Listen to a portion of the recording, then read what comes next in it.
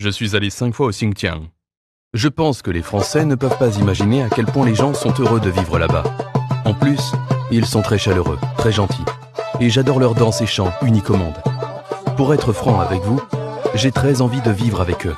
Et oui, mieux vaut voir une fois de ses propres yeux qu'entendre dire 100 fois.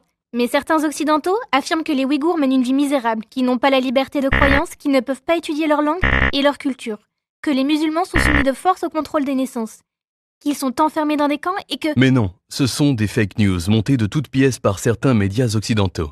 J'ai un ancien camarade de classe qui enseigne la langue étrangère dans une école ouïghour. On échange souvent par téléphone. D'après lui, les Ouïghours jouissent d'une totale liberté de croyance. Dans le Xinjiang, les pratiques religieuses ordinaires sont protégées. Les musulmans de différents groupes ethniques mènent des activités religieuses dans les mosquées ou à leur domicile, telles que la psalmodie, la salat, la prière ou encore le jeûne. Le tout conformément aux enseignements et aux coutumes traditionnelles.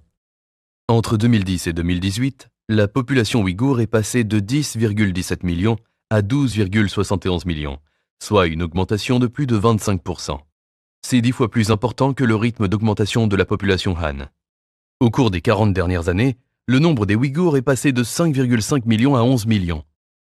Contrôle des naissances forcées? Nettoyage ethnique? Non, ce ne sont que des rumeurs malveillantes. Au Xinjiang, beaucoup d'écoles pratiquent l'enseignement bilingue. Les élèves de mon ami aiment tout là-bas, vraiment. Le Xinjiang reçoit chaque année plus de 200 millions de touristes chinois et étrangers et près de 100 délégations venant de plus de 90 pays, ce qui représente plus de 1000 visites. Nous souhaitons vivement que tout le monde vienne visiter le Xinjiang pour voir de ses propres yeux ce qui s'y passe. Nous espérons aussi que les médias occidentaux en rendent compte de façon honnête et objective. Pour ma part, ce que j'ai vu et entendu au Xinjiang n'a rien à voir avec ce que racontent les médias occidentaux. Que cherchent-ils vraiment? Attirer plus de lecteurs? Obtenir des financements? En agissant ainsi, ils s'éloignent de plus en plus de la réalité. Mais les faits finiront par l'emporter sur les rumeurs. Il me semble entendre des ballons éclater. Ça fait big! Bang!